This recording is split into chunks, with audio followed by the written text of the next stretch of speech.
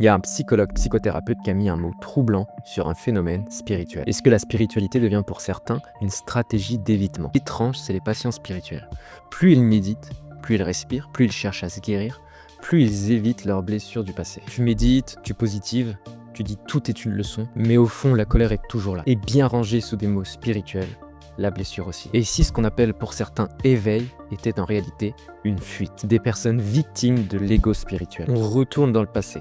John Wilwood, qui était psychothérapeute, psychologue transpersonnel et enseignant bouddhiste, reçoit de nombreux patients spirituels. Il parle de détachement, de conscience, de libération de l'ego. Mais un détail le frappe, leurs traumas ne guérissent pas, ils sont contournés. Et ça se répète encore et encore, et il décide de donner un nom à ce mécanisme de spiritual bypass. Résumé, quand la spiritualité sert à éviter plutôt qu'à traverser. Il découvre un vrai problème pour ses patients. Pourtant, il a une approche intégrative des psychothérapies. La Gestalt, il travaille avec l'approche humaniste, l'approche psychodynamique. Il a bien compris que c'est l'ensemble de tout ça qui peut vraiment aider quelqu'un à aller plus loin, à dépasser ses traumas, ses problèmes pour changer durablement. Mais quand il vient, comme moi, questionner qu'est-ce qui se passe qui est difficile, et là-dedans, quel est le vrai problème, de le trouver et d'aller chercher l'histoire qui fait écho à ce vrai problème quand on a été capable d'aller chercher dans l'inconscient de la personne, il est face à un mur, mécanisme de défense, sophistiqué, socialement, valorisé dans l'environnement du patient, difficile à confronter en thérapie. Par exemple, les ennemis du passé deviennent des êtres énergétiques, qui ne sont qu'une seule et même conscience,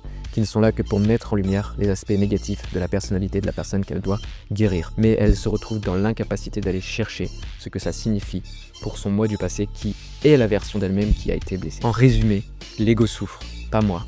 Tout n'est qu'une illusion, qu'on appelle une dissociation émotionnelle masquée par un langage spirituel. Et ça, je l'ai connu moi-même du côté du patient. John Welwood utilisait des thérapies basées sur le ressenti émotionnel. Et à chaque fois qu'il s'approche d'une blessure, la spiritualité sert de mieux. C'est comme ça qu'il a compris que pour certains, c'était pas de l'éveil, c'est de l'évitement. C'est pourquoi une vie meilleure ne vient pas des croyances qu'on adopte, mais des expériences difficiles qu'on répète encore et encore par soi-même. Merci infiniment pour ton attention. Bienvenue dans le média qui comprend ses émotions pour ne plus les subir. On se retrouve très vite pour des vidéos de qualité. Merci.